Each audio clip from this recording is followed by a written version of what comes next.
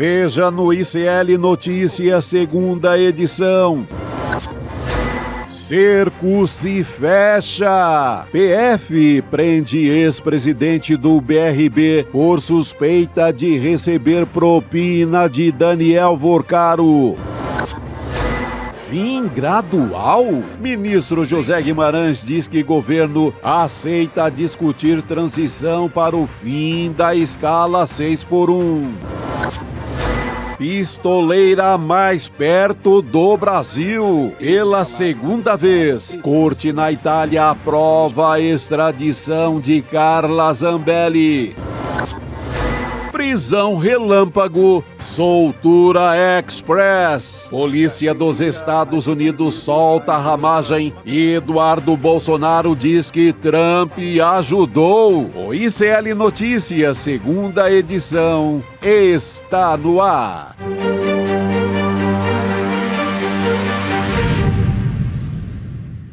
Olá, boa tarde, seja muito bem-vindo, seja muito bem-vinda. O ICL Notícias, segunda edição, está começando. Vocês não fazem ideia do que aconteceu neste bastidor. Meu Deus! Enquanto o programa está no ar, gente. Boa quinta-feira para você que está chegando nesse dia 16 de abril de 2026. Eu tenho ao meu lado meu companheiro Chico Sá, que todos os dias está aqui comigo. Sempre Boa alerta, tarde. como diz o escoteiro, o manual do escoteiro. Sempre alerta. E Leandro Demore, que quase quebrou os estúdios. Não quebrou, Aqui. ICL inquebrável, cara. Boa!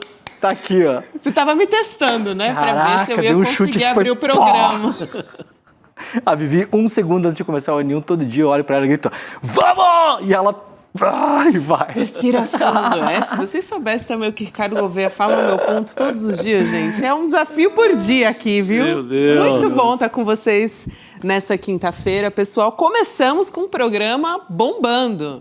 Mais um episódio, mais um desdobramento de Banco Master. Então, já além de te convidar para participar junto com a gente, já tem enquete que eu trago para vocês. Mas enquanto isso, vamos para a nossa primeira notícia do dia. A Polícia Federal prendeu hoje o ex-presidente do BRB, o Paulo Henrique Costa, que esteve à frente do Banco de Brasília a partir de 2019, indicado pelo então governador Ibanez Rocha, do Distrito Federal, e ele conduziu a tentativa de compra do Master pelo BRB.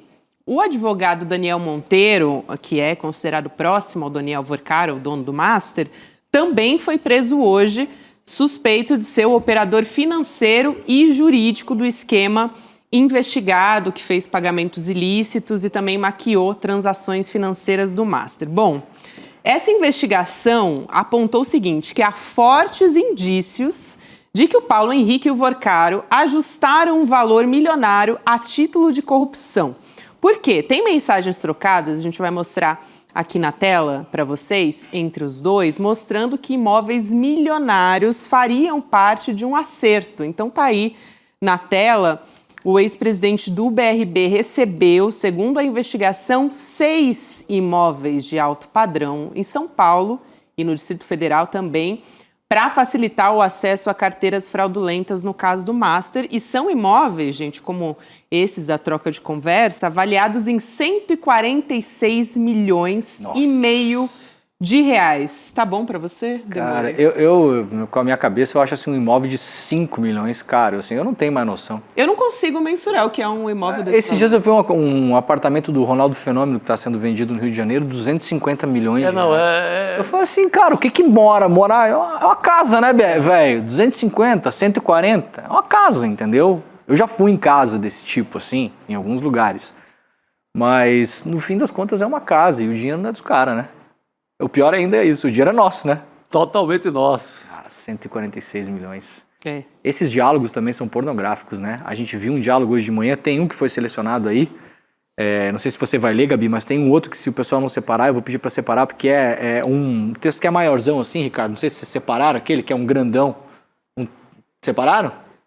Qual que é? Dá uma indicação para mim É um que eu já texto, te é um digo. texto grandão, assim, que é um texto corrido que o Paulo Henrique manda pro Vorcaro. Oi, amigo, aquele, né? Isso, eu tenho começa com aqui Oi, amigo, esse texto. Tipo uma carta, esse. Exatamente. Esse é chocante. Tem esse texto aqui também, a gente vai pular Esse. para ele agora. Esse. Aí, olha só. Cara, olha só, isso aqui é o Paulo Henrique, que aliás, Chico, foi o cara que liberou o financiamento da casa do Flávio Bolsonaro em Brasília, para lembrarmos. Exatamente. A casa, mansão do Flávio Bolsonaro está na cota deste senhor, deste pernambucano que vai para Brasília e faz muita fortuna. Isso, exatamente. Só para a gente lembrar. Olha aqui, ó. Paulo Henrique, então diretor do BRB, escrevendo para o Vorcaro. Obrigado pela conversa hoje. Ou seja, tinham conversado, né? A cada passo o caminho está mais claro e estou mais empolgado com o que vamos construir. Além disso, dou muito valor ao alinhamento pessoal, blá, blá, blá. Aqui vem o que interessa. Estou trabalhando para lançar a operação amanhã ou no mais tardar na segunda. A operação que seria, a gente pode imaginar pela investigação, a compra de títulos podres do Master pelo BRB / compra do Master pelo BRB com dinheiro público. E aí aqui que está o interessante, ó Chico. O governador, leia-se Ibanez Rocha, me pediu para que preparasse um material para a argumentação dele, governador, porque vamos receber críticas. Então o Ibanez sabia da negociação. Queria se preparar para contrastar os jornalistas. com o gogó afiado para responder à falcatrua que ele faria. Tem dúvida de que o Ibanez sabia?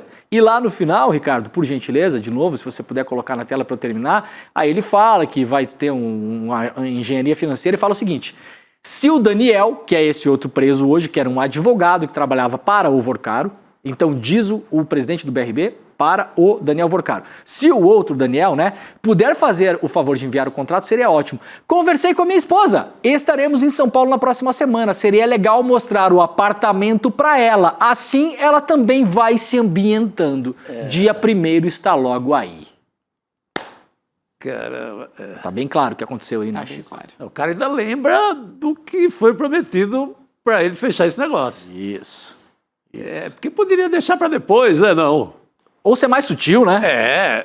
Não. Estamos indo, o casal está indo para São Paulo, a gente já dá uma olhadinha no imóvel. Isso. O próprio posicionamento do governador, ex-governador, na verdade, né, Ibanez Rocha, deixa claro que ele sabia, né? Claro. Ele diz, abre aspas, nada mais natural do que eu querer informações, mesmo que superficiais, sobre uma operação de compra de parte de um banco privado. Fecha aspas. Ele confiava nos homens dele, mas ele queria se preparar.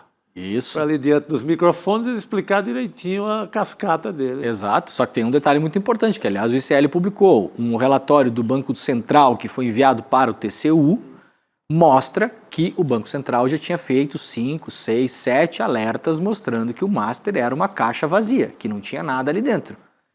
Obviamente o BRB sabia disso, o BRB não ia assim, Chico, se você vai comprar um carro usado, você leva no mecânico. Você vai comprar um banco usado, você não vai fazer diligência de contas? Pelo amor de Deus. Né? O chamado due diligence. Você tem que saber qual que é o caixa, o passivo, quantas dívidas vão vencer no curto prazo, quantas no médio prazo. Como está o contrato com o Flamengo. Isso, os patrocínios com o Jornal Metrópolis.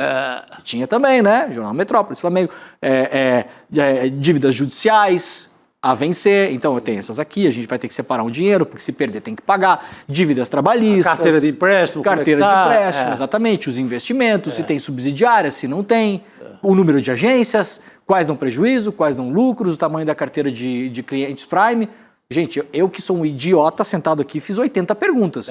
O Ibanez não fez nenhuma dessas? É impossível, né, Gabi? Então tá bem claro, eu ainda me pergunto como é que o Ibanez está solto. Esse é da cota dos milagres. Aliás, Chico, essa pergunta que o Demori fez, eu juro que você não sabia qual era a nossa pergunta da enquete, mas a pergunta é a seguinte, para você votar. Se eu sou um idiota.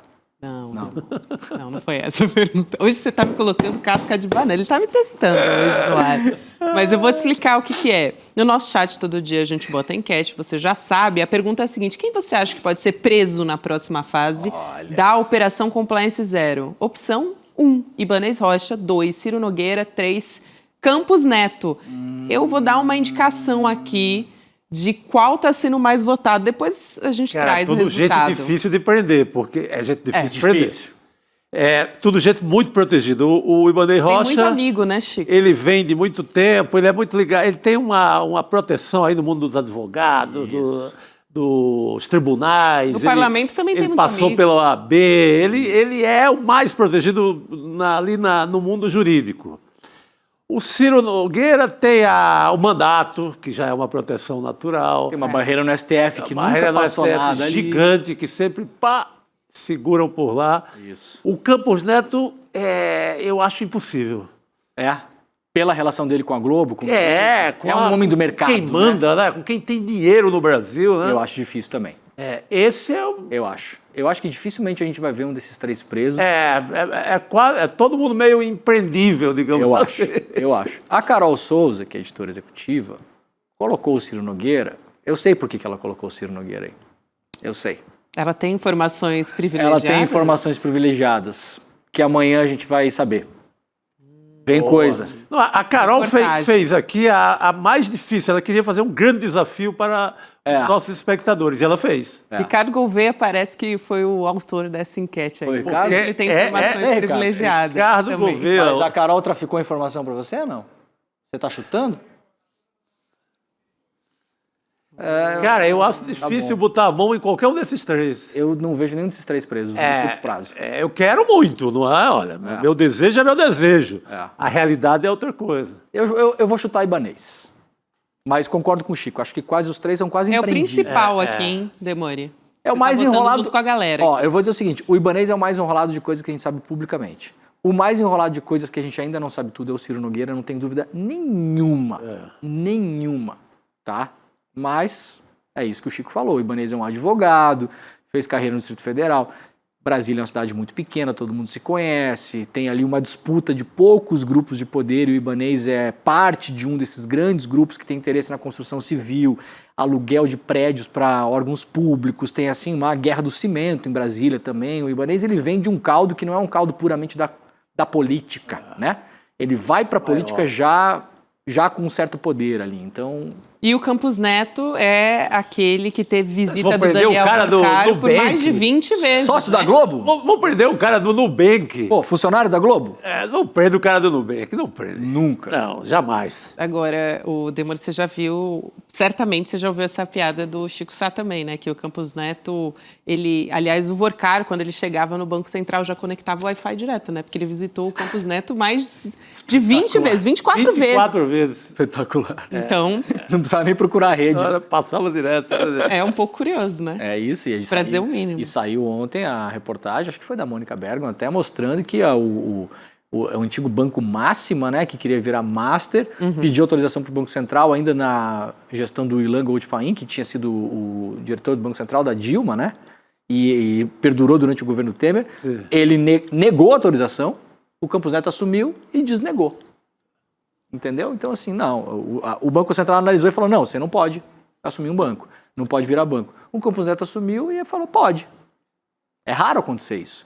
Até em decisão judicial, você tem lá uma decisão de um juiz, dificilmente um juiz vai contrastar o outro e vai ter que argumentar muito para isso, né? Então, assim, o Campos Neto, se não tivesse esse muro que ele tem em volta, trabalha no Nubank, a Globo é sócia do Nubank, né? Ele fez a porta giratória completinha, assim, eu acho que já estava mais enrolado do que está hoje. Sim. Mas eu concordo com o Chico. Acho que esses 3 aí, pra gente ver atrás da... É difícil. É difícil, é muito difícil. É difícil. Quem tá mais, assim, perto do rolo é o Ibanez. Assim, dentro do caldeirão mesmo da... Né? Tanto que a extrema-direita já não tá mais segurando muito. Você pega o Paulo Roberto, ele tá lá, né, na grade. Ele pode dar uma ajudinha e tal. Esse é o mais...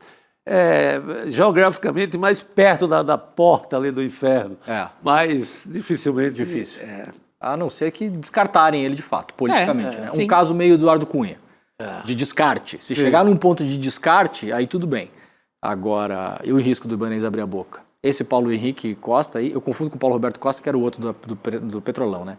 O Paulo Henrique Costa já tinha vazado aqueles jogos que a gente está acostumado, né?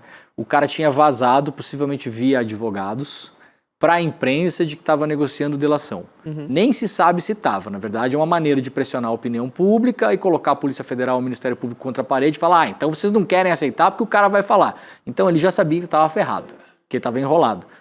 Com essa prisão de hoje, a gente vai ter que tentar descobrir agora se a prisão é um modo de dizer não precisamos da sua delação, já temos coisa suficiente, ou prenderam ele para conversar, né? Se for a segunda hipótese, é muito ruim, porque a gente vê um ventinho de lava-jato, assim. Não, eu não gosto desse tipo de procedimento. Eu quero acreditar que a Polícia Federal está fazendo um trabalho, como quem diz, não queremos a sua delação porque a gente não precisa. A gente tem coisa que chega... Senão, todo mundo vira delator, Chico? Sim. Né? Na Lava Jato chegou uma hora... Quem vai ser delatado, preso? né? Quem vai ser delatado? Na Lava Jato chegou uma hora que tinha mais delator que réu preso. Aquela delação da Odebrecht, a tal da delação do fim do mundo, tinha, sei lá, 30 delatores. Começando pelo cabeça, né? O Vorcaro. Exato. Então todo mundo vai ser delator? Ninguém vai ser delatado? Todo mundo vai ficar 3 anos preso e sair com conta em Liechtenstein? Com Bitcoin em Singapura? Né? É isso que a gente tem que olhar daqui para frente. Sabe que eu estava olhando aqui? Tem vários trechos, né? A gente trouxe 2 aqui já, mas tem um outro mostrando a conversa do ex-diretor do BRB, o Paulo Henrique, com o Vorcaro, né? E o Paulo Henrique disse que ficou decepcionado porque ele não conseguiu visitar um dos apartamentos, né, esses imóveis milionários que a gente trouxe aqui. E o Vorcaro foi procurar uma corretora de imóveis, está aí na tela, dizendo que precisava que o Paulo Henrique ficasse feliz. Preciso dele feliz. Reverte isso aí. Tipo, se vira, cara. Preciso... Vamos deixar o homem feliz, que eu vou precisar muito dele nesse rolo, né? Caramba. E tinha um outro trecho que ia mostrar bem no comecinho, Ricardo, que eu acabei te cortando aí, mas tem um outro trecho que fala de imóvel também, né? Porque são vários imóveis que estavam sendo dados em contrapartida, então... É o primeiro trecho que a gente mostrou, né? Falando de Casa Laffer... Isso, esse é aí esse, também. né? Exato. Que mostra como era de luxo. Exato. A gente está falando essa de coisa casa de 140 realmente... e tantos milhões, essa aí, né? É. Fiz as contas, esse é o Paulo Henrique falando, fiz as contas para chegar no valor que combinamos. Dependendo dos valores finais, sairia a Casa Laffer, que casa de rico tem nome, né, gente? A Casa Laffer. Exato. É casa igual filho, Aí né? você já vê que é casa de rico. Como cadeira de rico também. Tem né? nome, Tudo tem nome. Paulo Isso. não sei das quantas. Isso, eu tenho uma Paulo... Sérgio Rodrigues, eu tenho uma Isso. Sérgio Rodrigues. Casa da Dinda. Eu tenho uma mesa Sérgio Rodrigues, isso. Tem nome, né? Tem que pagar escola para mesa, plano de saúde. né? sim. É difícil ser rico, Gabi. Não é fácil. A minha casa, por exemplo... A sua casa tem nome? Tem nome. A sua poltrona tem nome? Não, claro que não. Então, já sabemos a resposta. É isso. Mas eu teria um nome mais criativo do que Casa Laffer, né? Então, por favor, gente. Será Rico que é muito cafona. Da família Laffer, aqui de São Paulo, Horácio Laffer. Possível. Horácio Piva Laffer, que é da família mais rica de São Paulo, pode ser uma das... Aí o outro é Casa Leopoldo também, desse mesmo trecho, mostra um outro nome. É exatamente isso que o Demuri estava falando. É igual cachorro, né? Nome de rico também, o cachorro. Cachorro de pobre, pelo menos na minha terra, é tudo nome de peixe, né? Piau, e às vezes mamífero do mar também, baleia, é tudo tubarão, é tudo assim. Lá na minha casa tudo era assim. Caramelo, né? O caramelo já é moderno, né? É tudo nome de peixe. Piau, traíra, chupa-pedra. Maravilhoso. Dá um estudo sociológico. Por que cachorro de pobre tem nome de peixe? É uma boa crônica sobre o site. A cachorra da minha tia chamava Piranha. Eu amava esse Olha nome. aí, outro nome de peixe. Piranha, Aí eu exatamente. gritando pela cachorra, todo mundo ficava olhando assim. Eu tinha um amigo que tinha baleia. Baleia era outro. É ótimo. Seu amigo não era rico. Pô, Chico, os nomes de cachorro de pobre e os nomes de casa de rico do caso Master dá um peso no site. Exatamente. Cadeira de rico. Exatamente. Tudo Aí, falando. aqui para uma coisa menos... não tão interessante quanto os nomes de cachorro, Chico, da... Baleia do Graciliano Ramos. Baleia do Graciliano Ramos. Não é um peixe, é um mamífero, mas é bicho d'água. É bicho d'água, exatamente. Tem um outro trecho aqui para a gente trazer, que recortamos vários, né? Nossa equipe separou vários aqui. Tem um outro que o Vorcaro aí... também tinha um bicho d'água, né? Tinha? O Peleleca. Peleleca. Vai, segue. Não, realmente... Agora parou tudo. Pra mim, acabou. Acabou? Agora eu posso, né? Encerro o programa depois dessa. Encerro. Tchau, audiência, valeu. Até a novela tá fazendo piada com isso, viu, Demônio? Até a novela das 9 tá fazendo essa piada agora. Isso é jornalismo Olha puro. só, cultura pura aqui. Agora, o conteúdo dessas conversas, como é que o Supremo Tribunal Federal classificou, né? Apontou como prova de que o Paulo Henrique, ex-diretor do BRB, atuava como um verdadeiro mandatário, aí, entre aspas, do trecho que você está vendo na sua tela, de interesses privados dentro do banco público, né? Do BRB. Então, ele diz exatamente isso. O Paulo Henrique atuava como mandatário do Vorcaro no âmbito do BRB, que, em contrapartida, receberia imóveis avaliados em aproximadamente 150 milhões de reais. E aí tem aquele trecho, né, que o Vorcaro agradece pelo alinhamento pessoal, que está empolgado com o que nós vamos construir, enfim, tem vários trechos interessantes. Aí é o que justamente cita o governador do Distrito Federal também. Os caras fazendo a maior sacanagem e num tom assim, né, solene. Interessante estamos isso, construindo. Pô, o que essa gente estava construindo, cara? Muito feliz com a nossa conversa, né? Cara, quase um tom religioso, né? Estamos construindo uma história. E um empenho também, né, Chico? Um empenho impressionante também. A gente tem outro trecho aqui, vou pedir para o Ricardo colocar na tela para a gente, do Paulo Henrique dizendo que estava empenhado nas tratativas. Olha aí, é esse que está aí agora. Estou com você, continuo no Deal Mode, diz o Paulo Henrique. Estou virando noite e tentando resolver. Aí que ele estava falando mais cedo, né? Desculpa dar trabalho, Paulo Henrique, eu estou focado na agenda que combinamos e fico em cima de todos os assuntos até resolver. Ele está falando das pendências da operação, né? Do BRB e o Master, exatamente. Claro. O dinheiro ia sair do caixa do Master com a assinatura do Paulo Henrique e uma parte do dinheiro ia virar cashback para o Paulo Henrique em forma de imóveis. Está bem claro, está desenhado. Eu estava vendo aqui, esses dias a gente estava aqui até no N2, acho que foi na semana passada, comentando, Chico, a escala da corrupção, né? Que a gente lembrou do caso do PC Farias, que tinha, depois teve o negócio da Elba, do Fiat Elba e tal. Hoje em dia todo mundo tem jatinho, é um negócio impressionante. Assim, se quiser ir para Brasília de jatinho, de carona, eu jamais imaginei, nascido em São Miguel do Oeste, Santa Catarina, final do mundo, se andar mais um pouquinho, cai, que eu ia ter hoje pessoas que eu conheço que têm jatinho. Mas eu não conheço uma só, conheço mais pessoas que têm jatinho. Não são das minhas intimidades, mas pessoas que a gente conhece, advogado, político, não sei o quê, virou assim, mato, jatinho. E aí, eu estava olhando a título de comparação, olha aqui, o Adriano da Nóbrega, que era o chefe do escritório do crime, um cara que ficou décadas no crime, com máquina caça-níquel, porra, tinha aras, era um cara que, o Adriano da Nóbrega, parece, você vê lá, é só um pistoleiro, o Adriano da Nóbrega era rico. Sim. Quando ele morreu, o patrimônio dele que está sendo na briga, né, da justiça, é um patrimônio de 10 milhões de reais, que inclui aras, apartamentos, bens em Miami, fazenda de gado, imóveis, tudo dinheiro de jogatina, milícia e agiotagem, segundo apurou a Polícia Federal. Esse é o chefão do escritório do crime. Cuja ex-esposa, né, estava empregada, de Flávio Bolsonaro. Cuja filha e ex-esposa foram empregados no gabinete do Flávio Bolsonaro. Perfeito, perfeita lembrança. Então tá, temos aqui um chefão do crime com patrimônio de 10 milhões de reais. O sicário, que é o matador, o cara do gabinete do servicinho, o cara assim, o menor cara na escala do Vorcaro, segundo a Polícia Federal, ele recebeu transferências de 24 milhões. Que é o assim, menor. É o Zé, cara, é o mistura de motorista com pistoleiro, com, sabe? É o cara que ia lá bater na empregada, que ia dar uma coça no Lauro Jardim, que ia arrancar dente de não sei quem. Então, assim, quase que assim, o mordomo do Vorcaro é 2 vezes mais rico que o chefão do crime no Rio de Janeiro. Então, vejam a escala do tamanho desse negócio. Então, não me espanta apartamento de 140 milhões de reais. Era assim. O cara gastou 800 milhões em festa. Isso. Festa e viagem. Chamou o Coldplay para tocar no casamento. Alugou o Teatro de Taormina, que é um dos teatros gregos mais antigos que ainda sobrevivem no mundo. Alugou um teatro. Então, assim... É num grau... 1 bilhão em viagens de luxo. Lembra daquela reportagem do William De Luca? A matéria do De Luca. 4 anos. Isso. É isso aí, né? É 1 bi. Um bi. Eu lembrava que era 800... 1 bi. 1 bi. Faltou 200 para cá, 200 para lá, né? Também a gente não nota muito, né? Para ele não faz diferença. Não faz diferença. É impressionante. Mas acho que isso dá a dimensão, né? É porque é difícil dar a dimensão do dinheiro para as pessoas. E teve imóvel e presente para todo mundo. Tem uma Sugar Baby aqui da área da Faria Lima, que também recebe 1 ou 2 apartamentos nesse preço aí do Paulo Henrique Costa, que é distribuído pelo o trem pagador dele, que era o Fabiano Zetel. Ex-pastor da Lagoinha. Que financiou Tarcísio e Bolsonaro na eleição. O maior, né? Isso. Dos dois. Isso. Então é muita grana, cara. E eu acho que o maior milagre deles era fazer esses fundos podres virar dinheiro muito rápido.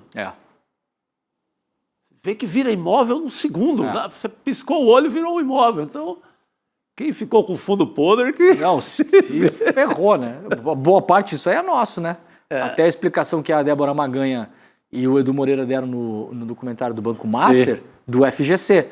Quando começou a estourar essa história, muita gente falava, Mas se der prejuízo, quem paga o fundo garantidor de crédito que é dinheiro dos bancos. Daí a Magan explicou, não é dinheiro do banco, é dinheiro seu, otário. Exato. O seu juro é mais alto, porque a hora que o banco tem que fazer poupança, ele vai cobrar de você, não do banco. O banco reservou a partir do nosso dinheiro. Claro. Reservou esse dinheiro para esses rolos. Lógico. A partir do que cobra da gente. Claro. Ele não é um dinheiro público, mas ele é um dinheiro do público. Do público. E para ele ser reconstituído agora, o banco vai tirar de algum lugar. E não é do balanço do banco. Que é mais fácil, né? Se fala difícil, as pessoas não entendem exatamente. Não, é um dinheiro privado. Não, o dinheiro não é privado, ele tem uma administração privada, mas ele foi tirado da população. Perfeito, é isso aí. É isso aí. Só para a gente fechar esse assunto, eu tenho que trazer o posicionamento, né, das defesas. O Paulo Henrique disse que o executivo não cometeu crime algum, a defesa dele disse isso, e que considera a prisão desnecessária, e a defesa do Daniel Monteiro, o advogado que aparece, ainda não se manifestou. A do Ibanez Rocha eu já trouxe anteriormente. Muito bem. Antes de você ir, porque daqui a pouquinho... Temos convidado especial, né? Temos sim. Você quer dar o spoiler? Vai você, claro. Zé Dirceu, daqui a pouco chega aqui para conversar com a gente. Então, voltando para a urna. Voltando para as eleições. 24 anos depois. Momento histórico. Isso. Pode virar deputado de novo. E vem conversar com a gente aqui no N2. Mas antes disso, eu queria falar de Zambelli. Carla Zambelli. Muito bem. Justiça da Itália voltou a autorizar, pela segunda vez então, tá, gente? A extradição da Carla Zambelli. Tá aí na tela também a manchete do nosso site. A Corte de Apelação já disse ser favorável ao envio da Zambelli de volta para o Brasil. Dessa vez, seria por conta daquele episódio das eleições, né? Na véspera das eleições, a Zambelli perseguiu, armada, um jornalista pelas ruas dos Jardins. E aí, no mês passado, a Corte italiana já tinha tomado uma decisão parecida com essa. Só que o pedido de extradição daquela vez era por conta da condenação da Zambelli no caso hacker, né? De hackear o sistema de justiça brasileiro. Isso. A defesa dela agora confirmou que vai recorrer dessa decisão, que pode acabar atrasando esse processo. Além disso, tem a necessidade de autorização ministerial, né, Demore, do país. Então, isso também pode levar algum tempo para ela voltar para o Brasil, né? Não vai ser imediato essa... A decisão final é política, os crimes são... Para você ter essas condenações, né, a lei mar, digamos assim, a legislação local tem que ter um crime semelhante, né? Então, isso já foi avaliado. Os crimes são semelhantes, sei lá, por exemplo, se você roubar um negócio em um país que determina que corta a sua mão se roubar, se você vier para o Brasil e eventualmente for condenado para cumprir pena aqui, ninguém vai cortar a sua mão, porque no Brasil não existe essa pena. Então, isso não conversa.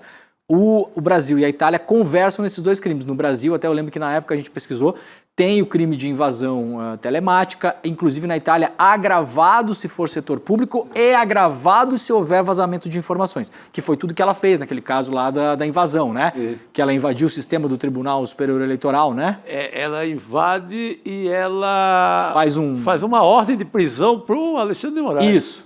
Isso. Inacreditável essa história, né? Podem acreditar, foi Parece isso. Mentira, né? Parece mentira. Então, isso é uma coisa. E aí a outra coisa é, a decisão final cabe a Giorgia Meloni. Né?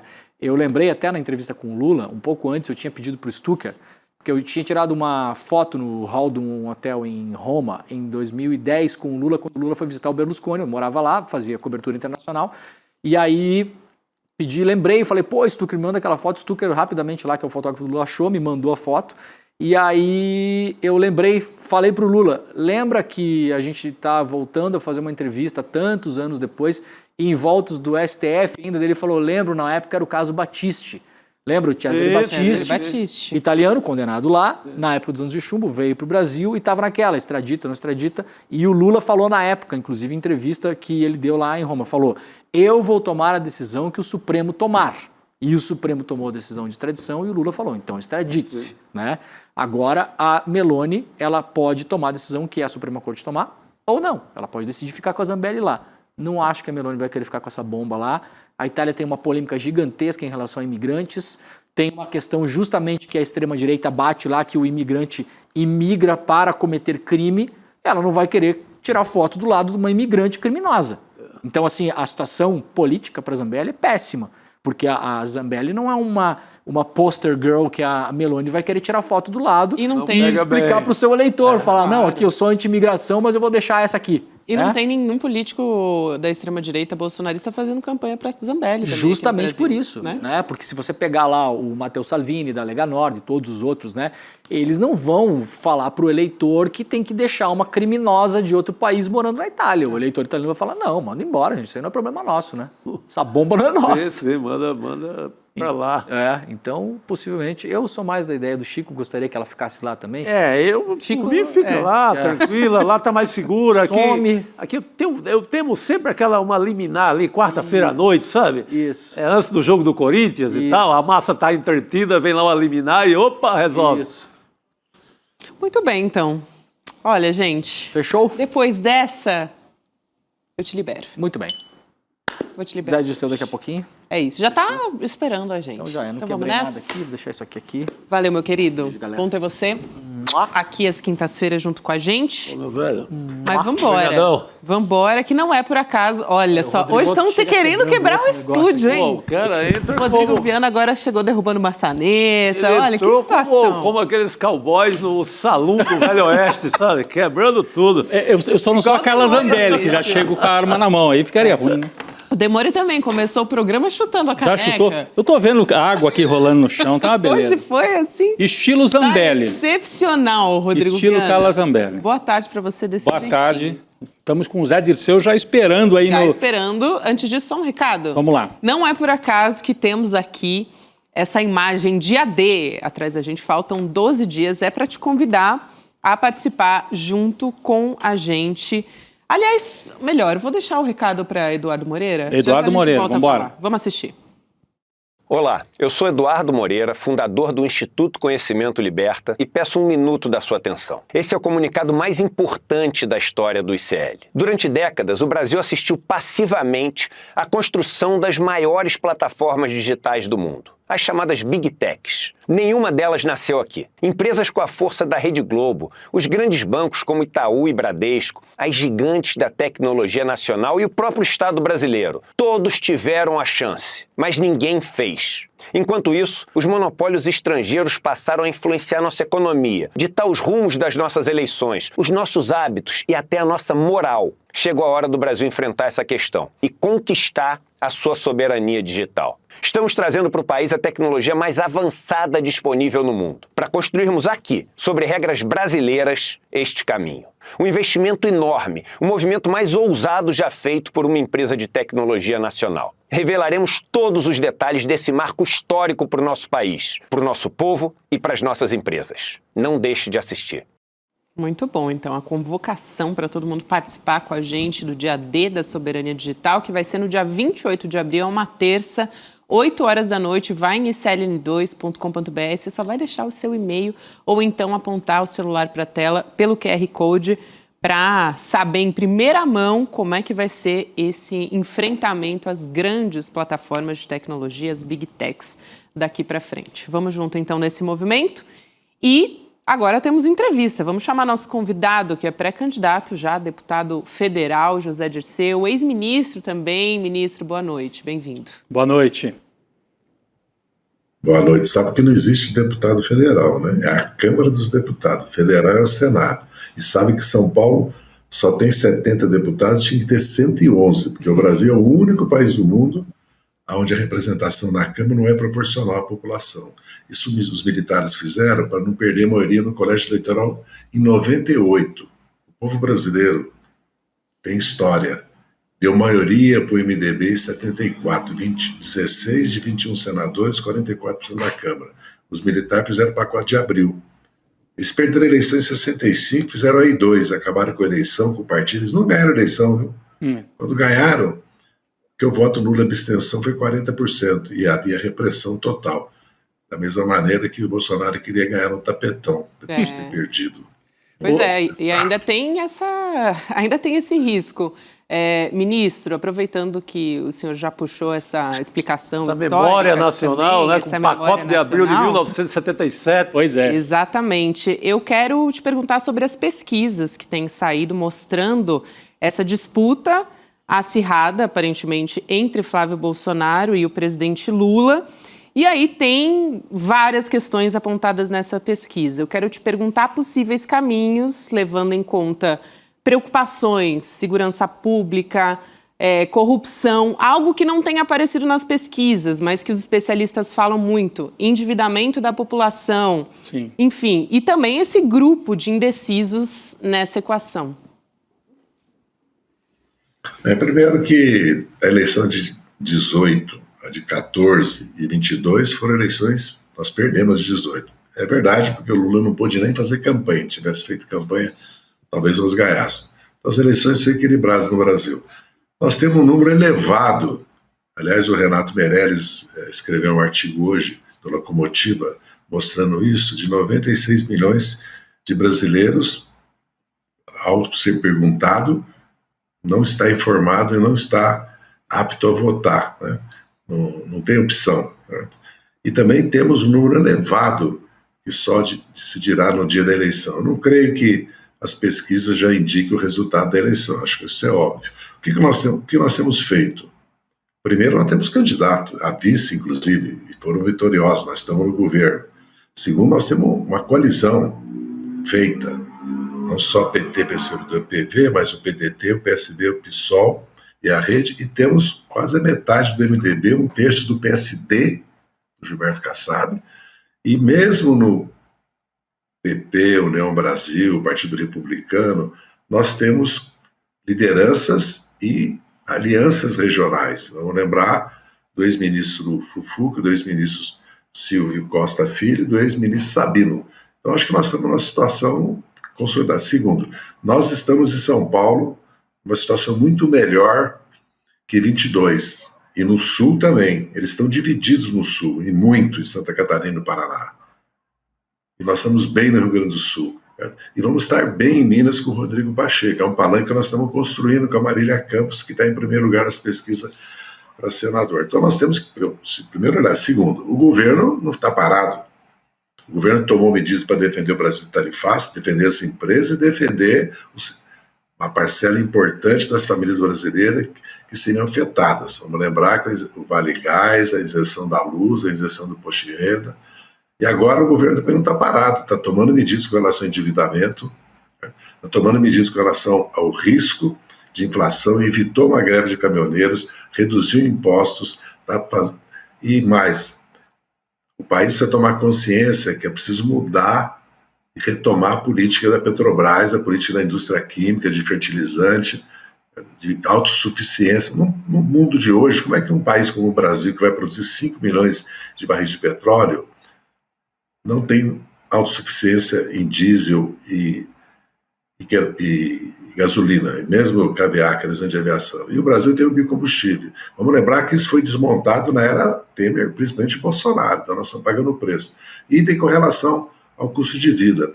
Ou o Brasil realmente transforma as 4 milhões de propriedades agrícolas que tem, né, em propriedades produtivas com pacote ecológico e crédito, prioriza isso, aliás, aumenta com reforma agrária, ou nós vamos ver sempre com esse problema. E é preciso também que se analise os monopólios que atuam no setor de alimentos, os preços, as margens de lucro. Mesma coisa o crédito. Nós temos que limitar, como foi limitado o cartão de crédito, o rotativo, o cheque especial e mais. O país quer continuar vivendo com juros de 15%. Hoje está uma gritaria que a dívida pública vai chegar a 80% ou 100%. E eu vi na televisão, não sei se foi na Globo News ou na Globo, foi no Jornal Nacional ontem, um economista já que sempre faz esse terrorismo, né, catastrofismo, dizendo que isso é culpa do déficit público. Mentira! Mentira! É culpa do juro alto, 15%, 1 trilhão de juro. O Brasil, desde o Plano Real, assim, depois do governo Fernando Henrique, o Brasil praticamente fez superávit quase 2/3 dos anos. O problema do Brasil é outro, precisa de uma reforma financeira radical e de uma reforma tributária radical. O nome é esse. Ministro, o senhor traçou aqui um cenário interessante nos estados, né? Inclusive no Rio Grande do Sul, onde se fechou agora uma frente democrática com o PDT na cabeça de chapa e com o PT na vice, mostrou que o governo não está parado, está se na política, né? Está indo ao limite do possível para fazer as alianças necessárias. Falou aqui de um programa nacional, lembrando as questões econômicas, estratégicas, de um programa nacional mesmo de desenvolvimento. Tudo isso está colocado. Agora, como dialogar com uma parte da população brasileira, e a gente observa nas pesquisas, por exemplo, o Lula, onde ele tem mais dificuldades hoje, parece ser entre os jovens de 16 a 30 e poucos anos, né? E entre o setor intermediário de renda, ali entre 3 mil e 5 mil reais, né? Porque é um setor que a gente até imaginava que com a isenção do imposto de renda até 5 mil reais, responderia e daria um apoio um pouco maior. O que está faltando? O senhor acha que aí tem a ver também com esse caos informativo que a gente vive, que, né, o programa que o senhor apresenta aqui é o programa que talvez, se a gente tivesse num outro tempo da comunicação, seria fácil ou bastante mais fácil de defender. Agora, com esse caos informativo, às vezes essas informações nem chegam para as pessoas, chega tudo fragmentado. Tem uma parte da juventude que parece que nem acredita mais na política ou na construção coletiva. Como é que se enfrenta isso? Como é que o presidente Lula e a candidatura mais à esquerda, ou do centro democrático aí, que é o Lula, né, com o Alckmin, pode dialogar com esses setores, jovens, os setores aí de renda média, os homens, né? O Lula tem maioria entre as mulheres, mas os homens parece que querem votar na direita, no Bolsonaro. Como é que se dialoga com esses setores, ministro Dirceu? Na verdade, ouvindo hoje Felipe Nunes, nós sabemos que entre as mulheres, inclusive, né, questão dos homens, a classe média, vamos dizer assim, os jovens, nós estamos com um problema. Agora, veja bem, eles sequestraram a agenda do país. O país estava discutindo reforma tributária, escala 6x1, tarifa 0. O país estava discutindo, certo, os efeitos do tarifaço, da guerra, como é que o Brasil pode ter soberania tecnológica. Estava começando a discutir a gravidade da concentração de renda e riqueza. Virou tudo corrupção. Não que não seja importante, que não se tenha. Aliás, se vocês pegarem agora o celular e olhar uma pesquisa que a Polícia Federal fez o ano passado, é uma coisa surpreendente. E mesmo no caso da INSS, no caso do Master, ela está operando. E, aliás, a Justiça está operando, o Supremo Tribunal Federal, está tudo sendo investigado, tudo será esclarecido. Mas não, sequestraram a agenda, o país voltou ao tema, né, único da corrupção. Então, essa é a primeira questão que eu quero colocar. Nós temos que, exatamente, porque vamos pensar, qual é a maior expectativa hoje das mães? Meu filho na escola o dia todo. Vamos em 4 anos, universalizar o ensino integral, que, aliás, o Piauí já chegou a 71%, o dobro de São Paulo. Segundo, qual é o grande problema da juventude? É a insatisfação com o modo de vida, por isso o fim da escala 6x1. Então, vamos radicalizar com pé de meia e fazer uma transformação no ensino médio. Mas querem os filhos com emprego depois que saem do ensino médio. Está nas pesquisas isso. Então, é preciso ter política consistente, como eu falei da agricultura, falei do combustível. O governo precisa apresentar um projeto para o país para os próximos 8 anos, 10 anos, certo? De voltar a crescer 4,5%. Que isso significa 55% aumento do PIB, certo? Em 10 anos. O ideal seria crescer 7% e dobrar o PIB, mas com distribuição de renda, porque o problema do Brasil é que precisa mudar a estrutura tributária e baixar o juro. Veja bem, por que o Brasil não cresce com essa massa salarial, com esse tamanho da economia, 7ª economia, com esse território, 5º do mundo, com essa 8ª população do mundo? Por quê? Porque a metade da renda do trabalhador vai em juro e impostos, imposto de consumo. Não se cobra imposto sobre patrimônio no Brasil. E em BETS, né? Em BETS também. Não se cobra imposto de renda no Brasil. Aposta não também. É verdade, não se cobra imposto de renda no Brasil. Acima de tanto, é todo mundo 27,5%. Isso não existe. É tão absurdo que nós trabalhamos para dar isenção. Então é preciso que o governo apresente um projeto para o país que traga esperança, segurança no futuro, porque há uma insatisfação com a imobilidade social do país nesse momento. E mais, há um certo pânico, uma certa ansiedade com a guerra, porque as mães jovens que têm 35, 40 anos, têm 1, 2 filhos, estão olhando o mundo de hoje, certo? E estão vendo essa situação que o Papa é atacado da maneira que foi atacado. Aliás, eu ouvi agora um card que diz que Papa Francisco era atacado por Trump porque ele pediu os pobres. O Papa, agora... 14. Papa Leão XIV está sendo atacado porque defende a paz. Ou seja, as duas coisas que Jesus Cristo defendia, né? Os pobres e a paz. Então, nós estamos vivendo... Eu dou isso como exemplo, porque então, nós temos que fazer uma campanha dando ao país, certo, uma perspectiva de futuro.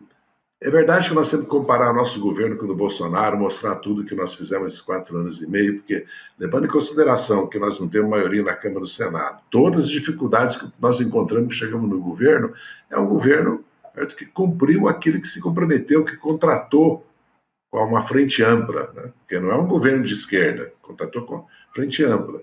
Agora, isso não ganha eleição. Nós temos que ganhar a maioria dos brasileiros. Primeiro, aquilo que eu disse, o candidato chama-se Jair Bolsonaro.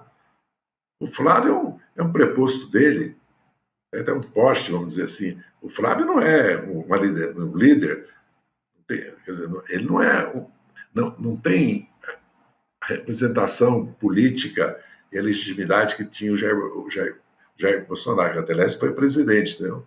Então nós estamos numa situação que essa questão tem que ser colocada para o eleitorado. Quem vai governar é Jair Bolsonaro. Essa é a primeira questão. E segundo, a relação com o Trump, com os Estados Unidos, porque a questão mais importante para todos os países do mundo hoje é a soberania financeira, tecnológica. Todos os países estão fazendo política industrial. Todos os países estão usando a dívida pública e os bancos públicos, quando não tem, usa a dívida pública, como é usado o dólar, para promover reindustrialização, para evitar que o país seja atingido pelas crises internacionais, inclusive pela crise que está atingindo todos os países, de energia e de alimentos também. E o Brasil tem soberania de alimentos. Outra coisa, nós temos que prometer menos imposto de consumo e energia mais barata e mais investimento. Temos que ter obsessão pelo investimento nos próximos 4, 8 anos. Porque se o Brasil não aumentar o investimento, continuar com 16, 17, não passar 23, 24, nós não vamos crescer.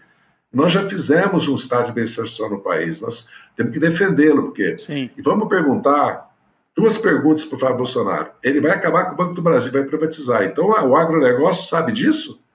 Ele vai acabar com o Banco do Brasil? Outra coisa, ele vai acabar com a Petrobras. A mãe de família, o cidadão e a cidadã hoje, que está no transporte, que está comprando no supermercado, sabe que o Brasil vai ficar dependente totalmente dos monopólios internacionais, e como aconteceu, fraude, sonegação, adulteração de combustível, crime organizado no combustível. Por quê? Porque desmantelaram a regulação e o controle que havia. Venderam a BR, desmantelaram as refinarias, fecharam as fábricas de fertilizante, cometeram um crime lesa pátria.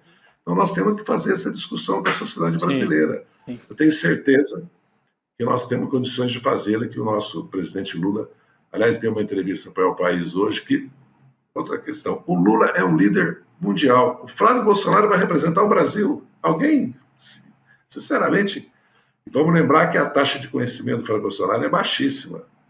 Ele vai ser conhecido. Nós temos campanha ainda, não começamos a campanha ainda. Eu não tenho... Pesquisa é importante para nós, inclusive, identificarmos, certo, aonde nós temos que trabalhar. Agora, achar que a eleição está definida, que o Flávio Bolsonaro vai ganhar essa eleição... Não é a primeira vez que candidatos com 30%, 20% depois acabam a eleição. Vamos lembrar de vários deles, né? Sim. A última foi o Ciro Gomes, né? Que acabou com 3,5%. Não estou dizendo que o bolsonarismo é redutível a 5%, 7%, porque isso não seria correto da minha parte, seria uma falsidade minha, eu estaria dizendo isso. Agora, é como aqui em São Paulo. Nós vamos disputar essa eleição em São Paulo com a Haddad, com a Marina, que seja, com o Márcio França, com a Simone Tebet e com um vice, que eu espero que seja mais amplo que nós, para ganhar, para disputar para ganhar. Não é uma eleição para eleger Lula. E é aqui que decide, viu? No Sudeste é aqui. Sim, e nós estamos bem em São Paulo, bem em Minas, certo? Estamos bem no sul do país. Os números aqui em São Paulo são animadores, né, ministro? O Tarcísio era dado como um candidato imbatível e não é. Está provado que não é o candidato imbatível, como se dizia. Mas, ministro, eu tenho uma observação. O PT disputa, talvez pela primeira vez em muito tempo, uma eleição sem carimbo de um escândalo nacional, de um escândalo com esses nomes em aumentativo, Petrolão, Mensalão. É uma eleição em que o militante petista ele vai botar a cara sem sem cerimônia, sem vergonha, sem ter medo de ser atacado diretamente por um mensalão da vida, por qualquer desses escândalos construídos de 2016 para cá. Isso também é uma baita vantagem nessa disputa eleitoral desse ano, né? É uma eleição atípica nesse sentido para o PT. Eu te dou mas fizeram um esforço danado. Do Master. Tentaram colar o Master com o PowerPoint, com tudo. O PowerPoint da Globo News, né? Mas eu te dou um exemplo. Existe um problema grave, que são as filhas do INSS. Mas nós garantimos o aumento real do salário dos aposentados. Nós garantimos o BPC para os idosos que não têm previdência. Quer dizer, nós garantimos a farmácia popular e o remédio para o idoso. Então nós temos condições, em cada item, de dialogar com a sociedade. E mais, nós temos que preparar o país, porque hoje, já estava vendo aqui, 24% tem mais de 60 anos. Na verdade, os eleitores, dá 36 são eleitores idosos, mais de 60 no Brasil, que ali era a população, quando você faz a base da pesquisa. Então, em cada setor, nós temos que apresentar. Eu estava falando da Polícia Federal, no combate ao crime organizado, ao narcotráfico, ao contrabando, ao descaminho, que são as funções. Dobrar o tamanho da Polícia Federal. Estamos te ouvindo, ministro. Alô? Dobrar o tamanho da Polícia Federal. Pode prosseguir, estamos te ouvindo. Estamos ouvindo. Dobrar o tamanho da Polícia Federal. Ai, meu Deus. Quem estiver ligando para o ministro Zé Dirceu, por favor. Está no ICL agora. 5 minutinhos, pode prosseguir. Sabe quem está me ligando? Sabe quem está ligando? Eu tenho que atender o presidente José Sarney. Eu não posso. Pô, fica muito difícil bom. não atender, né? Pode atender no ar também, ministro. Na boa. Você sabe que o presidente José Sarney está com 95 anos e está atuando, está na atuação. E nós vamos conversar sobre palanque, sobre eleição, sobre pesquisa, inacreditável. É uma figura fantástica, que eu tenho uma relação muito especial, aliás, já há décadas, que acabei criando no final da década de 90. Bem, eu estava dizendo que em cada área, certo, o governo, essa história do agronegócio, eu vi a Tereza Cristina na página amarela da Veja falando que o governo é contra o agronegócio e reclamando com razão de armazéns, que o Brasil precisa ter em alguns produtos reservas estratégicas, estocagem, e reclamando do seguro safra, certo? Contra climas, né? Problemas de clima. Bem, ela está reclamando disso, mas ela está esquecendo, certo? Ela está esquecendo tudo que esse governo fez pelo agronegócio. É inacreditável, entendeu? Como é que só de defender o Brasil perante o tarifácio, como nós defendemos, e não nos submeter como os bolsonaristas queriam, mas toda a infraestrutura que está sendo modernizada pelos nossos governos, inclusive acabou de dar uma crise de hidrovias, entendeu? As ferrovias, todo o crescimento dos portos, toda a mudança do sistema rodoviário do país. Terceiro, nós estávamos construindo uma indústria de fertilizante. Eles acabaram com a indústria de fertilizante que nós estávamos construindo, foram eles. Nós estávamos avançando para o país ter, inclusive, uma autossuficiência no setor. Desliga o WhatsApp. Não tem jeito de desligar. Como fecha aí? É isso, acho melhor atender o presidente Sarney, porque realmente eu acompanho o Sarney no Instagram e ele faz ginástica todos os dias, ele posta os exercícios. 96, caramba. 96, está em plena atividade e insistente, inclusive. Né? Atuando. Insistente, inclusive, né? Com o Zé Dirceu. Vamos lá. Aproveitando aqui a volta do ministro, né, que estava concluindo a sua fala. Ministro, eu posso aproveitar para te perguntar, o senhor citou a escala 6x1, né, dizendo que, aliás, citou a escala 6x1 e em outro momento falou que precisa de um projeto para trazer esperança para a população. Eu pergunto se seria a escala 6x1, né, o fim da escala 6x1, um desses projetos, uma dessas possibilidades. Veja bem, o Brasil mudou radicalmente, por isso que eu fico, às vezes, indignado com essa tentativa de apagar a consciência que a maioria dos brasileiros e brasileiras estavam tomando com relação ao imposto.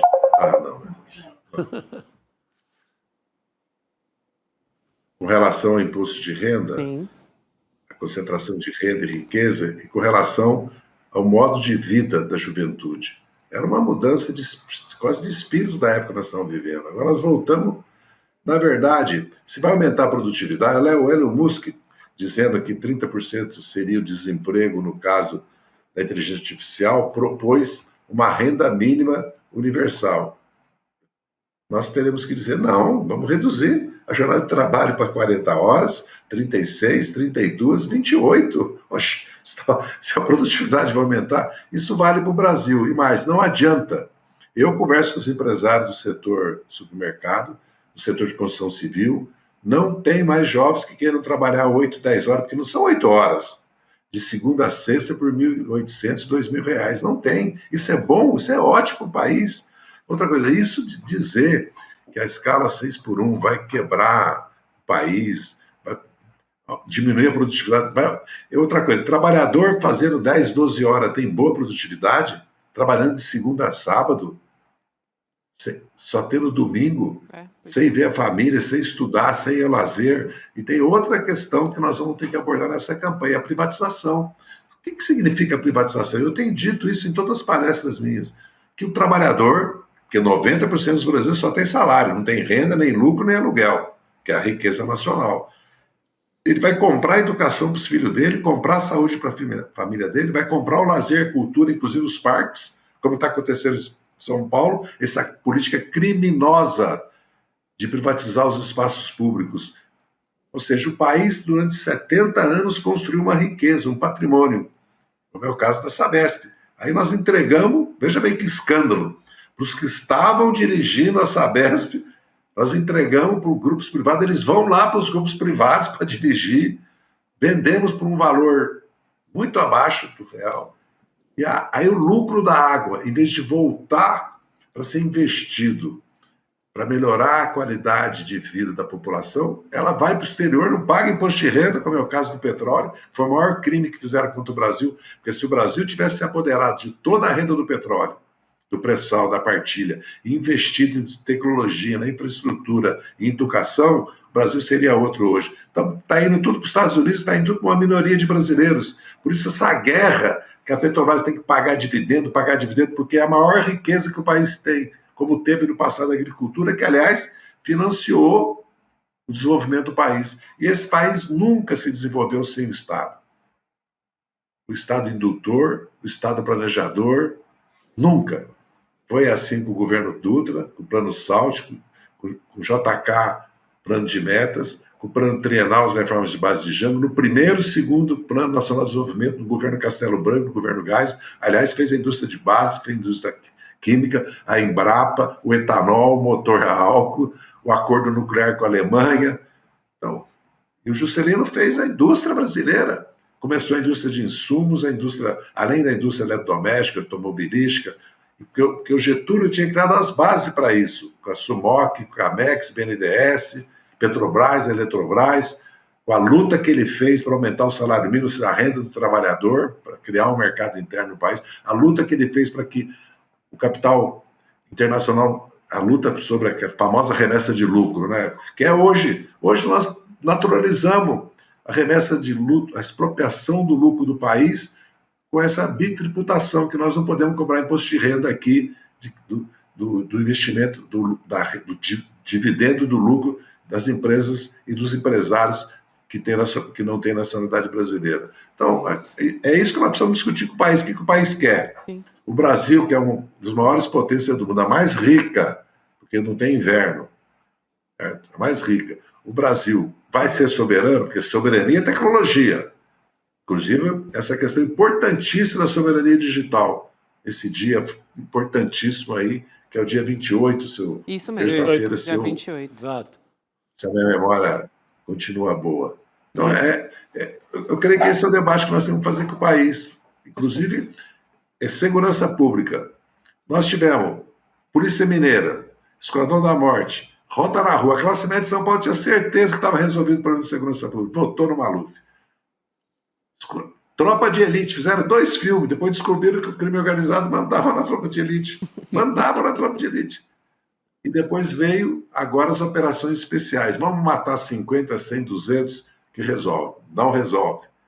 E está provado. A Operação Carbono, a PEC de segurança e a lei de facções, que o Alexandre Vieira, que é suspeito, diz que os bolsonaristas, o que eles fizeram? Protegeram o colarinho branco, tiraram os recursos da Polícia Federal e afrouxaram a lei de perdimento, ou seja, para tomar os bens que são desviados, ou são ilícitos, ou vêm de lavagem de dinheiro. Então, o governo errou, porque nós devíamos ter criado a Secretaria de Segurança, o Ministério de Segurança Interior, de Segurança, há 5, 10, 15, 20 anos atrás, desde 2004. Cuidado das fronteiras a mais, ter guarda costeira, ter guarda de fronteira. Agora o país tem condições de... Veja bem, o estado de Roraima está sendo tomado pelo crime organizado, já tem milícia indígena, facções indígenas. A garimpagem, o pescado...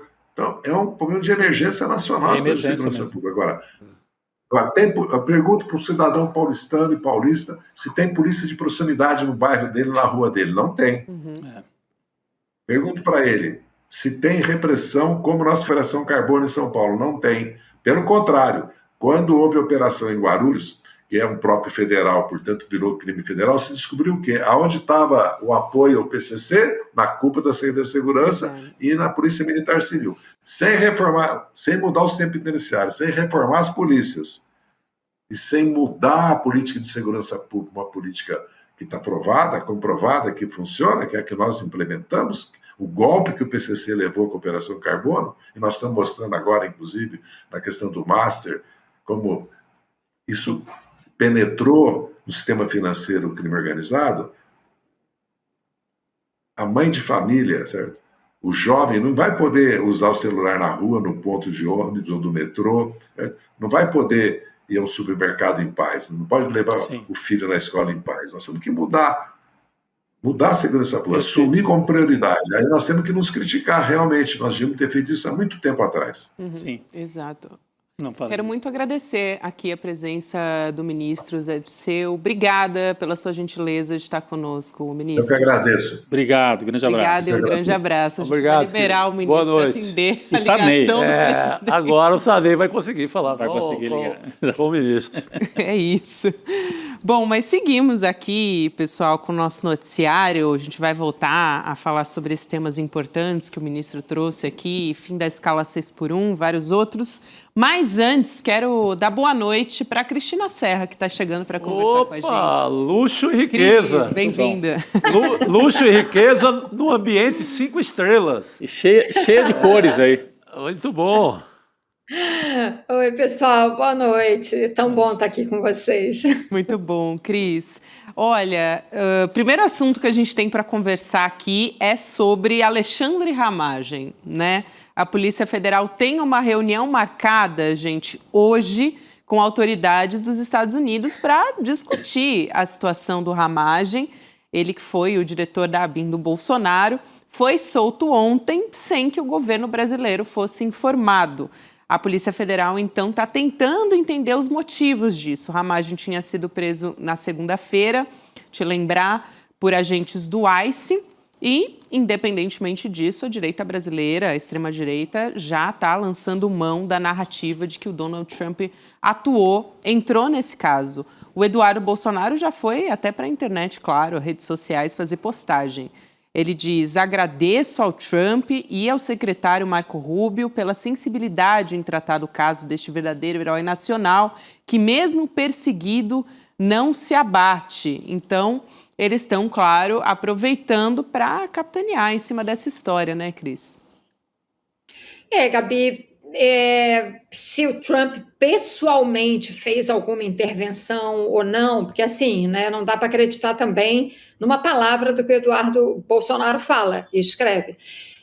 Não sei se o Trump exatamente, ele mesmo teria feito isso. Agora, que alguém do governo interferiu, eu acho que não resta dúvida, né? Porque havia uma questão muito clara, um problema muito claro, muito evidente de irregularidade nos papéis, no visto dele, etc. né? Tanto é que a polícia brasileira estava monitorando isso, a data em que o visto dele acabaria, né? E parecia estar em sintonia com as autoridades lá nos Estados Unidos responsáveis, né, por esse controle.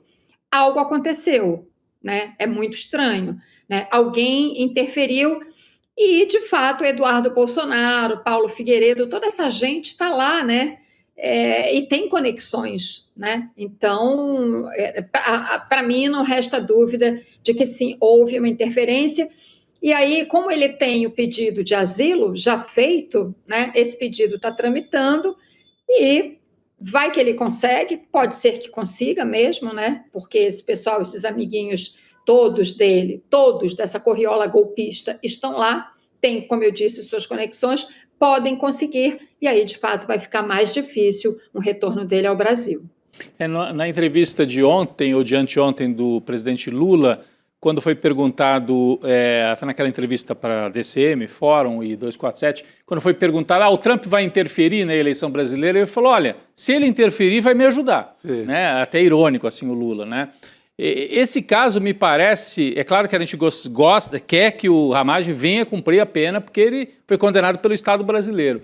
Mas se ficar carimbado assim, que a família Bolsonaro está usando a sua proximidade com o Trump para favorecer um condenado pela justiça, eu acho que isso também, de certa maneira, ajuda o Lula politicamente, apesar de ser ruim para o Estado brasileiro, para quem defende a legalidade, porque fica claro que, primeiro, família Bolsonaro que tem o discurso, não, somos contra os criminosos e tal, são contra desde que não sejam amigos deles, senão eles ajudam a fugir, etc, etc. Esse é o primeiro ponto. E segundo, vão usar esse prestígio para atacar uma decisão que é do governo brasileiro? Então que raio de patriota é esse? É um caso em que tem interferência. Se ficar carimbado que teve interferência, e o Dudu Bolsonaro postou, né, como a gente viu aí, tentando dizer que tem interferência, eu acho que o Lula pode capitalizar isso a favor, mesmo sendo o Ramagem um personagem, eu diria, um pouco menor, né, nessa história toda aí. Não sei. Um pouco lateral, né? Um pouco Numa lateral. eleição não tem essa força toda.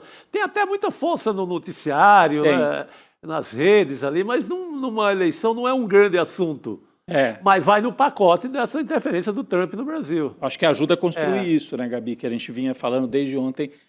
Tá na cara, quer dizer, é mais uma forma de interferência. Interfere no tarifaço, interfere com as big techs, né? Isso tem tudo a ver com o nosso dia D, aí, o dia 28 de abril, né? As big techs interferindo indiretamente, mas acaba tendo uma influência no processo, e interfere, por exemplo, soltando um sujeito que está condenado pela justiça brasileira. Tem um acordo internacional? Tem, entre Brasil e Estados Unidos. Então, não deviam soltar. Para mim, fica claro que é ruim, por um lado, mas politicamente pode acabar sendo um tiro no pé para os bolsonaristas essa decisão. Inclusive um acordo de cooperação estratégica nessa seara, né? Nessa seara. Que é de combate a armas, enfim, drogas. É voltado para a segurança pública, justamente, sim. Né? O que é mais irônico ainda. Exato. Cris, eu quero trazer uma outra notícia aqui. A gente estava conversando muito sobre isso agora com o Zé Dirceu, a respeito do fim da escala 6x1, né? Que o governo está disposto a discutir uma regra de transição para aplicar o fim da escala 6x1. Quem disse isso foi o novo ministro das Relações Institucionais, o José Guimarães, assumiu agora e falamos sobre o perfil do José Guimarães. Isso já demonstra também o quanto ele tem esse perfil mais conciliador, né, com o centrão e tal. Ele alega que toda pauta importante só é aprovada pelo Congresso quando as partes aceitam ceder em alguns pontos. Então, ele diz que esse assunto é debatido por diversos setores, mas que o fim dessa escala é inegociável. Tem aqui um trecho da fala dele admitindo criar essa regra para a transição. Vamos entender melhor, vamos lá. Nunca se votou a matéria polêmica no Congresso que as partes não cedam. Portanto, é claro, se tem um debate, nós temos que estar abertos para discutir. A transição eu acho que é possível discutir, mas isso quem vai dizer é o Congresso. Eu acho que não tem que ter mais desoneração, pelo contrário, o país não suporta isso. Cris, já passando a palavra para você, eu te pergunto sobre uma eventual desidratação, estava difícil essa palavra aqui, mas uma desidratação desses textos, né? Porque tem aspectos que já estão tramitando, a da Erika Hilton e do Reginaldo Lopes, né? Que estão sendo discutidas como uma coisa só, e tem o projeto do governo, que é outra coisa, que tramita... É o mesmo tema, mas são duas tramitações. Mas todos a respeito dessa mesma temática. E eu acho que isso é que complica, sabe, o destino, enfim, a solução que vai se dar a esse projeto, que é super importante, mas que devia ter uma tramitação só, né? Devia ter tido algum acordo em algum momento. Bom, qual é o projeto que vai tramitar? Que me parece que é o do governo, é o que tem mais chances, é o que foi enviado como projeto e não como PEC. A PEC, todo mundo sabe, tem uma tramitação muito mais lenta. É difícil que ela passe por todas as etapas antes, por exemplo, do recesso do meio do ano, né? Então, já começa aí. Eu acho que tem um campo minado, né, com essa mistura de vários projetos. Isso é uma coisa. Bom, já está tramitando assim, paciência. Agora, com relação ao que o José Guimarães fala, é claro, ele tem sim um perfil bastante conciliador, mas ele conhece muito bem o Congresso, ele sabe que um projeto como esse, que tem uma resistência enorme do empresariado, né, e a bancada que representa o empresariado, né, o lobby do empresariado no Congresso, está muito atento, muito presente, já deu todos os sinais de que vai criar problemas para a aprovação desse projeto, ainda que seja um projeto muito popular, e que para os deputados, né, se eles fossem mais inteligentes e menos ideológicos, estou falando, obviamente, daqueles que são contra o projeto, eles votariam a favor, né, e poderiam até usar isso nas suas campanhas eleitorais. Olha aqui, trabalhador, eleitor, eu votei a seu favor, eu votei pela redução da jornada de trabalho, né? Mas, enfim, boa parte, se não a maior parte da bancada ali, da composição do Congresso Nacional, tem mais compromisso, né, com os seus patrocinadores, digamos assim, né, com o empresariado, do que com o trabalhador, infelizmente. E talvez por isso o projeto tenha problemas na sua aprovação. Eu lembro da gente ter conversado sobre isso aqui na primeira vez, me lembro aqui com vocês, que a gente conversou sobre isso, eu falei: olha, é um projeto muito bacana, mas não vai tramitar com facilidade por causa da resistência, né, da classe patronal. Agora, uma coisa, só voltando para encerrar na fala do José Guimarães, né, ele fala que não pode haver uma compensação, por exemplo, em termos de desonerações, que é muito ruim, até para o equilíbrio fiscal do país, né? Quando o governo oferece, digamos assim, como uma contrapartida, vou desonerar de impostos determinado setor. Isso é péssimo. Agora, que pode haver, sim, alguma discussão sobre uma regra de transição, mas que preserve o coração do projeto: redução da jornada sem redução de salário. Esse é o coração. Se isso for preservado, ainda que tenha alguma regra de transição, eu acho que o projeto está salvo, né? Agora, ali, quando o Zé Guimarães coloca essa possibilidade da desoneração, aí já acende um sinal de alerta. Até porque já tem desoneração demais, né? Já tem um pacote aí enorme. Eu acho que deve ter uma preocupação, e o governo já mostrou que está preocupado com isso, com a pequena empresa, com quem tem uma padaria, um pequeno restaurante, de ter ali uma transição, de ter um apoio, aí sim, nesse setor. Mas eu acabei de ver uma pesquisa do próprio Sebrae e da área das microempresas. Não é um fantasma lá dentro, essa questão. Não tem esse pânico que tem nas grandes empresas, nas maiores corporações. Mas se tiver preocupação, tem que ser com esse pequeno comércio de bairro, que emprega ali 5, 6 trabalhadores, né? Ter ali uma preocupação de dar algum apoio a esse pequeno comerciante. Mas o gigante não, mais uma desoneração, meu Deus do céu, vai ficar o quê para o governo? A própria Simone Tebet já falou sobre isso, né, Rodrigo? Há esse entendimento dentro do governo que precisa de regras, né, de processos diferentes para empresas de menores. Pequeno porte. Sim. Existe essa preocupação. Agora, o que tem, eu estava lendo também, a extrema-direita fazendo barulho, né, o deputado de Minas, lá, o Nicolas, por exemplo, dizendo: não, Isso aí vai gerar desemprego. Então, ou o governo entra com dinheiro pesado para compensar todos os empresários, ou vai gerar desemprego. Isso é uma espécie de terrorismo, né? Porque daí você mobiliza os economistas, aqueles de sempre, que o Zé Dirceu até citou aí, os economistas que dão entrevistas sempre, uma vez por semana no Jornal Nacional, nos outros telejornais, para dizer, olha, é responsabilidade, não pode, é direito demais, vai quebrar o Estado, etc, etc. Então, você cria um discurso na extrema-direita de preocupação para justificar o pânico com o gasto público e tentar barrar o projeto por aí, porque na disputa do que diz o projeto é impossível. Como é que você vai ficar contra o trabalhador ter direito a 2 dias, sábado e domingo, Gabi? Você falou dos economistas, Rodrigo. Enquanto o Urgente estava no ar, estava tendo uma entrevista ali na CNN, né, Chico? Meu Deus do céu. O coordenador do Programa Econômico no Zema, eu até tirei uma foto assim da tela, do Zema, estava lá falando sobre o fim da escala 6x1, e aí a tarja, né, a manchete era CLT é regime antiquado, modernidade é MEI. Modernidade é não ter direitos, né? A modernidade talvez é voltar para a época da Revolução Industrial na Inglaterra, que as mães tinham que levar as crianças para amamentar enquanto estavam movendo as máquinas, né? É mais ou menos isso que eles querem voltar para essa época, né? Rodrigo, você estava falando dos economistas que pelo menos uma vez por semana dão entrevista no Jornal Nacional. Tem alguns que têm crachá, né? Já tem o crachá, né? Aparecem mais de uma vez. Mas eu queria só acrescentar aqui um ponto, sabe? É tão grotesca, né, a rejeição a esse projeto, né? Seria um avanço tão grande. Tem países que já adotaram isso e que tem pesquisas que mostram o quanto melhorou a vida dos trabalhadores com a redução de jornada. Mantendo o salário, claro, né? Importante sempre falar isso.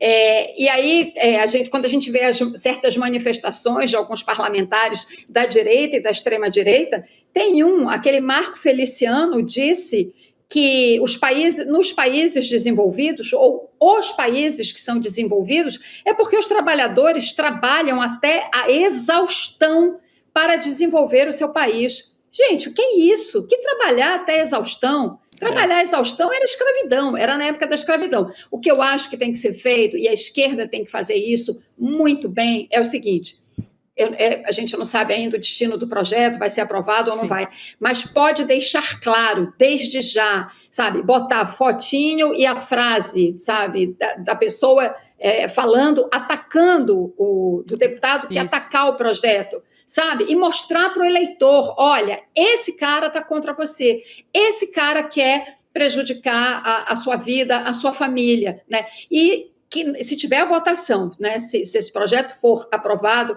ou, sei lá, derrotado, quem votou contra ou quem votou não pelo projeto tem que ser exposto na campanha eleitoral. Isso tem que ser usado na campanha eleitoral. Quem está a favor é quem está contra o trabalhador. Ô, Cris, você falou do deputado Marco Feliciano, a gente tem o trecho da fala, vamos assistir.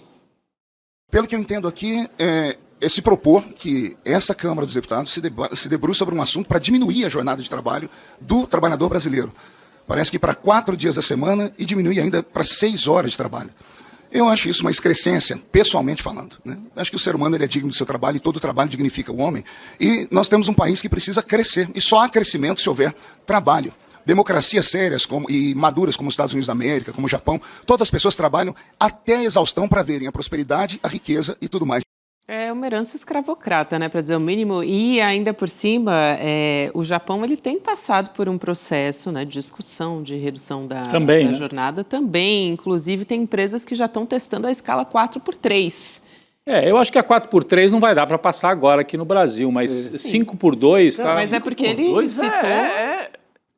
Você ainda ser contra uma escala dessa? Pelo amor de Deus.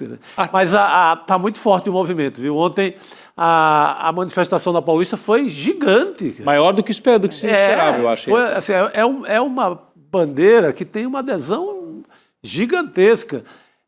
Também manifestação no Shopping Center do Rio de Janeiro, também com muita gente. Então, acho que tem que expor, como a Cris falou, colocar o nome desses caras que são contra em porta de estádio, porta de banheiro, shopping center, em tudo que é lugar. Uhum.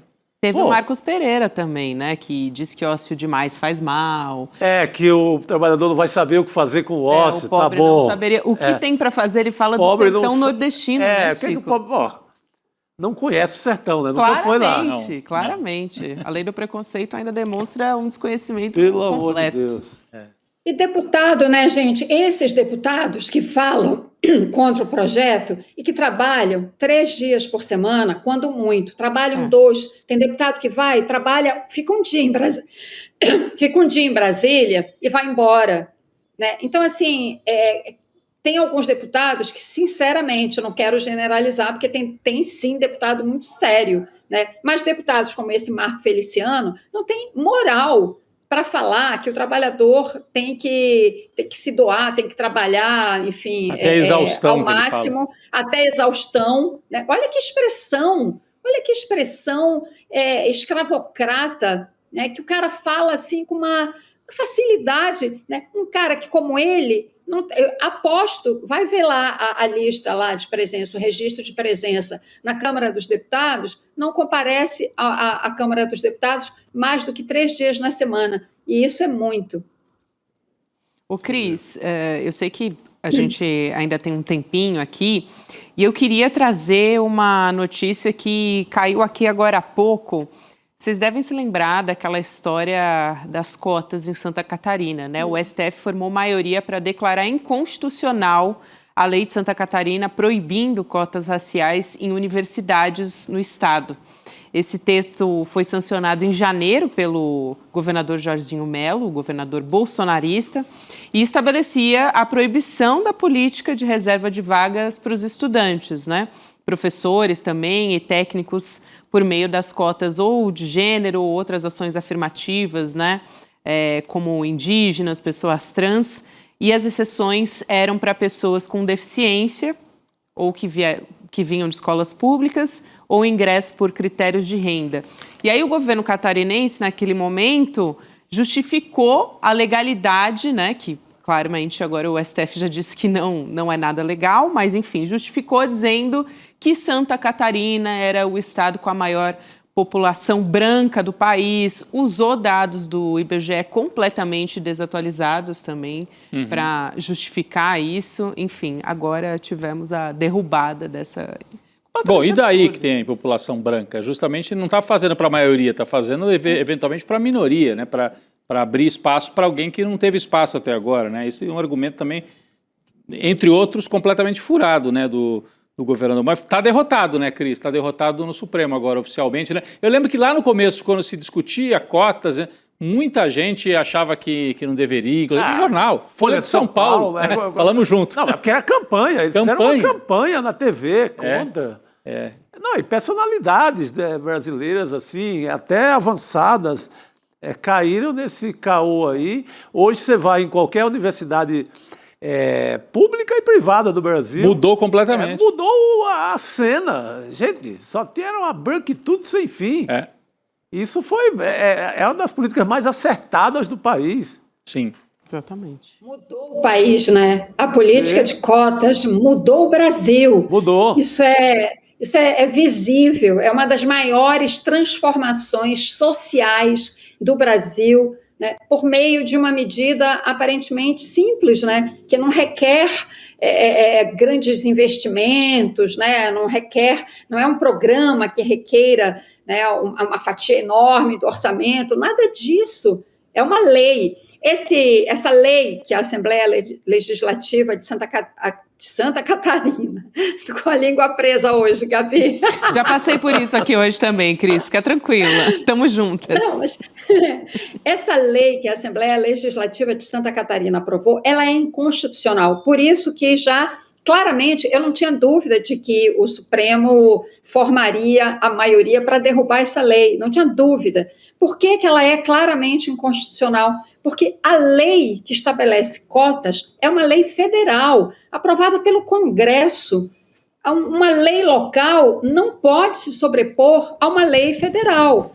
E além de existir esta lei, existe uma decisão do Supremo Tribunal Federal, que foi, aliás, o que deflagrou a lei, porque a lei é mais abrangente. Antes da lei, porém, veio uma decisão do Supremo Tribunal Federal em 2012, dizendo que os programas de cotas nas universidades federais, públicas, na época foi essa decisão, eram constitucionais. Um debate amplo, demorado, com a participação de muitos especialistas e, mais importante, que se baseou nos resultados que as universidades que já tinham esses programas apresentaram, né? Como os alunos das cotas se saíam muito bem, né, no curso, tinham notas altas, né, o desempenho deles era muito mais alto, inclusive, do que o aluno não cotista em algumas pesquisas que foram apresentadas. Então, a decisão do Supremo foi muito bem embasada na realidade, depois veio a lei que ampliou ainda mais para outros setores, portanto, é uma lei inconstitucional, essa de Santa Catarina, e com um pano de fundo racista. Aliás, pano de fundo não, é uma lei explicitamente racista. Então, em boa hora, o Supremo vai derrubar essa lei. Falou tudo. Cara, Santa Catarina, de repente, via, né, o governo, o Jorginho Mello, quis fazer como se fosse um país à parte. Eles têm o ICE para perseguir migrantes, pessoas que chegam lá para trabalhar, para tentar ganhar a vida, são expulsas das cidades assim, a pauladas. É um negócio maluco. Eles querem criar uma Flórida. Mississippi. Cara. Melhor apropriado. Mississippi em chamas, eu lembrava. Uma referência. Que é isso? Que é isso? Cris, bom ter você com a gente. Obrigada, minha querida. Um beijo. Tchau, queridos. Obrigado. Boa noite. Valeu, Cris. Boa noite.